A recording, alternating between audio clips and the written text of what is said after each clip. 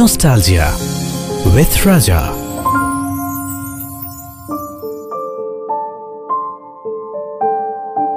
ঝুলন কখন হয় জানো? অবশ্য জানার ইচ্ছেও আমাদের সেরকম হয় না এখন। ছোটবেলায় ঝুলন আসার অন্তত 1.5-2 মাস আগে থেকে আমরা তৈরি হতাম। অদ্ভুত লাগবে শুনতে তোমার, শ্যাওলা জোগাড় করতে হতো। আমরা খেয়াল রাখতাম আশেপাশের সমস্ত বাড়িতে, না এখন বাড়িতে শ্যাওলা জমে না বোধহয়, খুব একটা দেখি না, কিন্তু তখন আমাদের আশেপাশের অনেক বাড়িতে বা অনেক পাঁচিলে পুরু হয়ে শ্যাওলা জমত। আমি ওই শ্যাওলাগুলোকে কেটে কেটে, ব্লেড দিয়ে কেটে কেটে নিয়ে আসতাম। অর্থাৎ মাঠ তৈরি হবে তো, শ্যাওলা দিয়ে মাঠ, সুরকি দিয়ে রাস্তা, বালি দিয়ে রাস্তা, আবার বালি দিয়ে সমুদ্রের পারও হতো, তার মধ্যে জল। ঝুলন আমার কাছে এরকমই। ছোটবেলা কিন্তু আমি পুজো ব্যাপারটা বুঝিনি। একমাত্র ওই শেষের দিনে খিচুড়ি হতো, সবাইকে ডেকে খিচুড়ি খাওয়াতাম। প্রথম ঝুলন আমার হয়েছিল, আমার মনে আছে, আমাদের এখন নিচের তলার বারান্দাতে, আর প্রচুর মানুষ দেখতে এসেছিল। আর সেটা কখনোই হতো না যদি দীপা কাকিমা না থাকতো। আমাদের পাশের বাড়ি দীপা কাকিমার এখন অনেক বয়স হয়ে গেছে, তিনি এখন ভালো মতো হাঁটতে চলতেও পারেন না, একটা বোধহয় ওটিও হয়ে গেল। সেই দীপা কাকিমা আমাকে প্রথম প্ল্যান দিয়েছিল যে চল এবার ঝুলন করি তোদের বারান্দায়।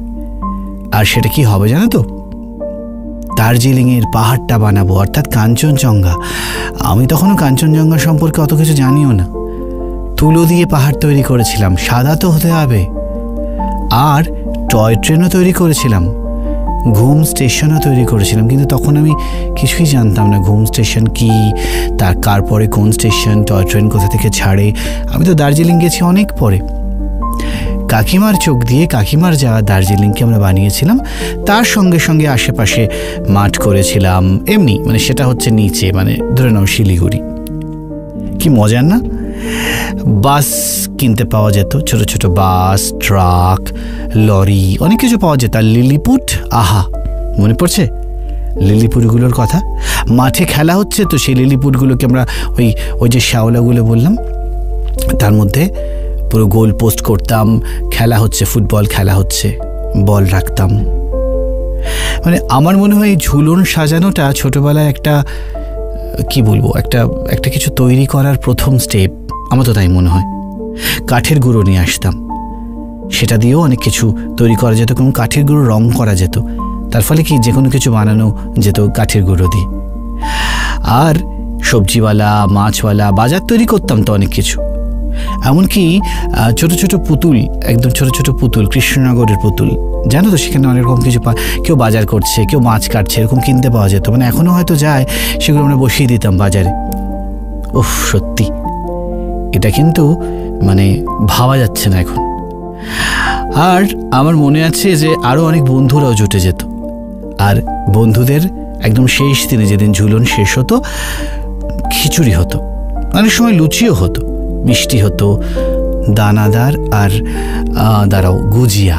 উফ, আমার এখনও মানে ক্রাশ আছে এই দুটো মিষ্টির প্রতি। মানে এটা ঝুলনে হতোই, মানে প্রত্যেক দিনও দেওয়া হতো কিছু একটা, সেটা নকুল দানা, অমুক তমুক, কিন্তু শেষের দিনে বেশ সবাই আসতো।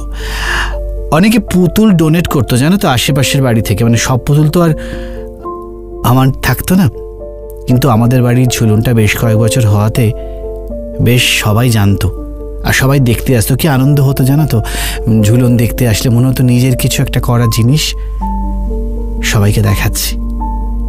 ঝুলনগুলো হারিয়ে গেল না? ঝুলন করার সময় কোথায়? আর ঝুলন ব্যাপারটাই হয়তো কেউ জানে না, আমার ধারণা। আসলে তখন না ক্যামেরাও বোধহয় ছিল না আমার, মোবাইল তো ছেড়েই দাও। ঝুলনের কোনো ছবি নেই আমার, জানো। ঝুলনের ছবিগুলো যদি থাকতো, তোমার আছে কোনো ঝুলনের ছবি? আমাকে পাঠাবে। মানে কোথাও কেউ ঝুলন করেছে, ঝুলন সাজিয়েছে, আর তার মধ্যে একটা দোলনা দুলতো, সেখানে শ্রীকৃষ্ণ দোলনায় ঝুলবে। আমি ভাবতাম তখন, আস্তে আস্তে গল্পগুলো শুনতাম, আর ঝুলন যাত্রার কথা, ঝুলন যাত্রার গল্পগুলো। আমার তো ছোটবেলা থেকে রূপকথা ভালো লাগে, রূপকথা আজও ভালো লাগে। আমার প্রচণ্ড ইচ্ছে আমি আরেকবার ঝুলন করব। জানি না পারবো কি না, চেষ্টা করব। তখন তোমাকে জানাবো। দেখতে আসবে তো?